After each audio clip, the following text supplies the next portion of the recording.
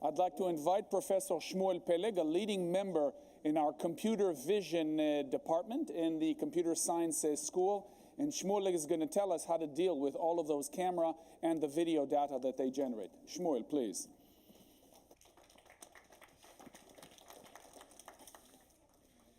So I'm from the computer vision group. We look at videos at the School of Computer Science. And I'm waiting for a slide to show up. One of the interesting thing about our group is that we have several companies coming out of the group. The most notable company is MobilEye. It was founded by Amnon Shashua. I'll talk a bit about MobilEye. Actually, Amnon Shashua was supposed to be here. But after the acquisition by Intel, Amnon Shashua is forbidden to talk about MobilEye.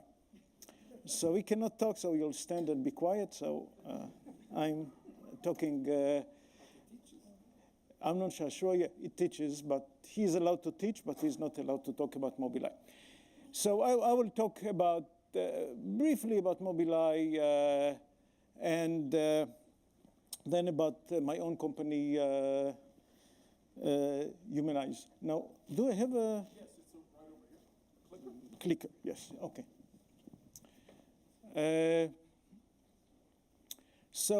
This is a picture of Professor Shashua not driving his car. He's sitting actually in a pose like this. He got a traffic ticket, but he couldn't tell the cop that he should give the ticket to the computer. So he lost his driving license for a couple of months. MobilEye now is about 700 people, started about 17 years ago and was acquired by Intel recently. And what's very interesting about MobilEye is the ability to start with a driverless system, progress to autonomous driving, and now go to mapping the universe. And the mapping in the universe may not be so well known, but according to The Economist, which I read a couple of weeks ago, this is probably the biggest value of MobilEye, because they will equip cars with cameras. All the cars with cameras will go around the universe, and they'll know everything that happens in the universe because they have cars, they have eyes in the cars. And now, why did they start with cameras? Google, for example, autonomous driving goes with lasers, others use radar. And Professor Shashua decided that cameras are the tool. Well, first, he's computer vision, so that's all he knows. He knows cameras. But all the roads, all the area that we drive is aimed for human drivers. And human drivers, we use our eyes to drive. So if everything is for our eyes, it'll be the best for the car as well. In addition, camera is the cheapest sensor of all sensors given the amount of information it gives us. So we get the area devoted for designed and built for people with eyes. We have cheap cameras, and all we need to do is just build the software to drive it around. So this is why camera. And the interesting thing is that with Google getting into autonomous driving, all traditional camera makers were scared to death because they were afraid that Google will do to them what Apple did to Nokia, take it out of business. So Amnon came to all these automakers, all the big ones, and told them, look, if you want to get out of business, fine. But if you want to stay in business, go with me, equip all your cars with our system, with our cameras, and then you'll be able to map the universe, a map that Google cannot have, because you have cars on the street. Google doesn't. And they all signed with him. So right now, according to Economist, this is the biggest value of MobilEye, having all these millions of cameras in the cars running on the ground, generating information about the universe, mapping the universe. And the economists think this is why Intel got MobilEye, just to get more data. Big companies today, Google, Facebook, what's their asset? It's the data. Intel has no data. Now they will have data. Okay, so this about MobilEye. Now let's go to stationary cameras. All the cameras around us, tens of millions, taking videos all the time. And actually, the video from these cameras is 90% of all videos in the universe. The videos that we take ourselves with our cameras, with our phone, is negligible. Most of the videos is taken by these security cameras or home cameras, which is taken all the time, recording all the time, tremendous amount of data, and practically no one watches it. If any of you has a camera at home, you want to do what happened to them, you don't have 8 hours to watch the 8 hours of video that you were in the office or away. So no one watches the video. When do people watch the video? When something awful happened, a terrorist attack. And you have two examples. So one example is a London tube. There was a terrorism. It took 2 weeks of the entire police department sifting through the thousands of hours of video. On the right, there is a case in Dubai. Someone from the Hamas was assassinated there. And it took 2 months to find basically the pictures of the assassins that you see here. And the trouble is, what can we do? What can we do to get better access to all these hours of video? So we came up with a method to take many hours of video and to show them in a very short time. So what you see here on the left is an example of a video from a security camera in Stuttgart airport. And that's very boring, a little activity. So how do we turn it? So we take the video on the right. It's the same video on the left. Everything that happened on the left will happen on the right as well, but rather than 24 hours, it's 1 minute. So you see, it's a day in a minute. So we show objects simultaneously. It's much more busy than the left video, but we can see everything.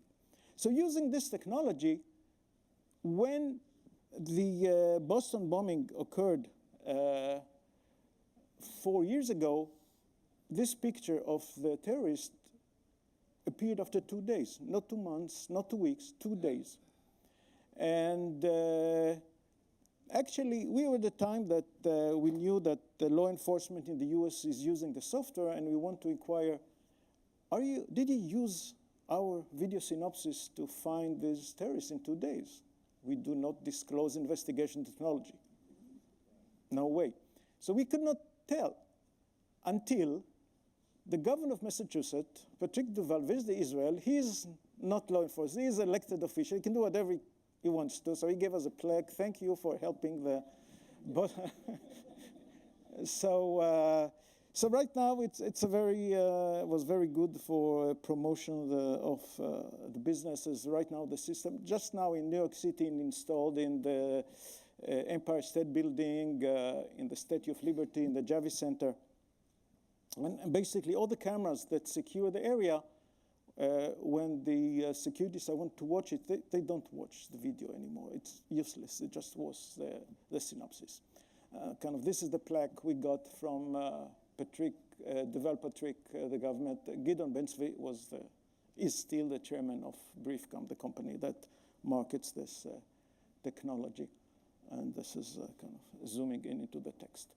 So what do? We take a video and we detect moving objects. Basically, when the camera is not moving, then the background is not moving. All we care about objects that are moving.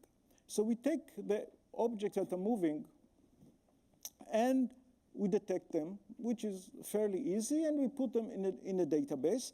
Once we want to watch the video, we select all these objects that are of interest either for the time that we are interested in or from the features that we care, men, women, cars, people, etc. And we collect them together and we play them simultaneously, even they appear different time. So for example, if this is the original video of club at the top, we took 9 hours like the top video and we showed them in 30 seconds. So everything at the top shown on the bottom. Now, in the bottom, we see a lot of people saying simultaneously. They've never seen each other in reality, but they're together there. If you want to know if something interesting happened in the video, You can watch the bottom video. You know it's not reality. It's not reality. It's concentration. It's a summary.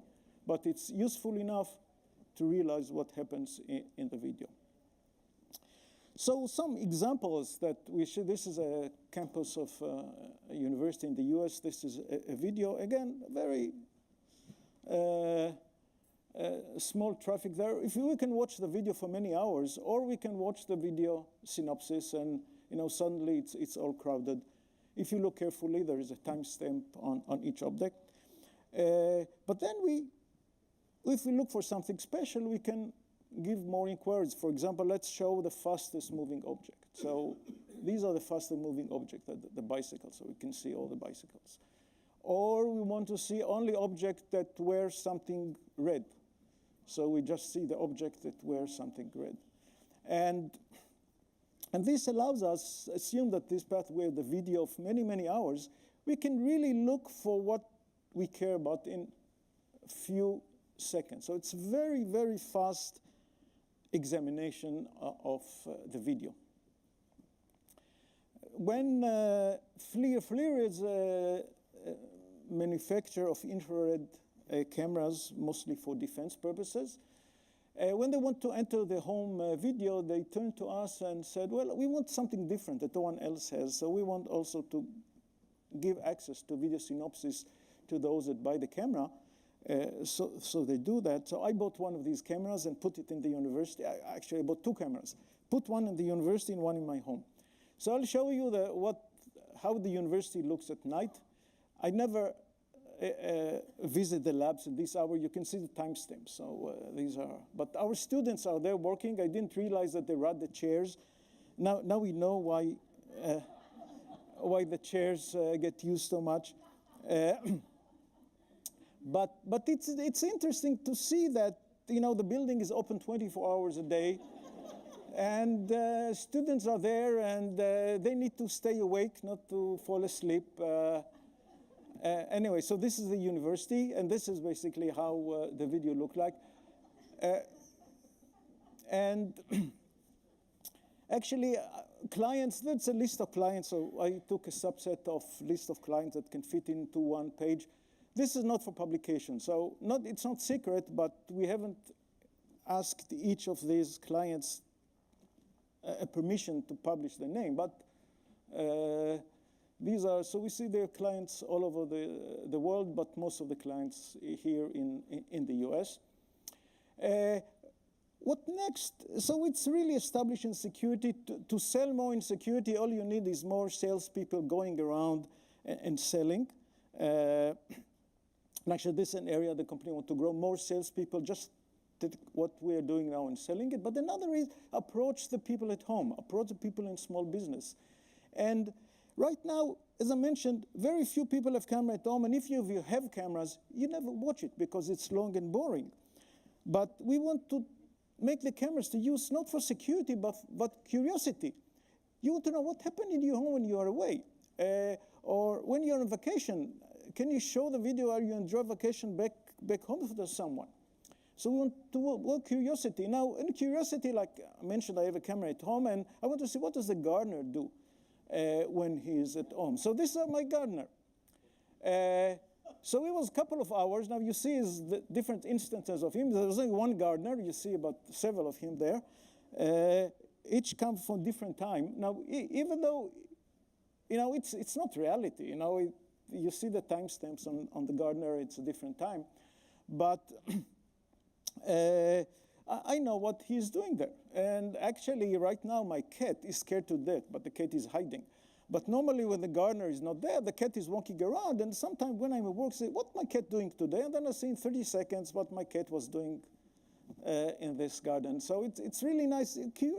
Really nice. You just can watch the video in few seconds and know everything that happened during many, many hours. So actually, the company BriefCam was licensed the technology from the university about 10 years ago, started to take the student software, make it into a commercial software, and start to sell it. So far, it has 36 people, and recently, maybe after the Boston bombing effect, started to grow. and we hope like to double the sales in the next couple of years, and is now in a phase of growth, moving actually the headquarters to the US and look for some more investment, both for salespeople and for introducing more, we say, deepened technology was mentioned here, like deep network. Deep network is kind of AI to understand what happens. And actually the video plays in the background is a day in a weekend of an Israeli family, and they prepare it to send to their parents in Sweden. So that's, and basically 2 minutes video you can send to a family in Sweden, say, look how we enjoyed the weekend here, and rather than send them a 24-hour long video that no one will watch. Thank you.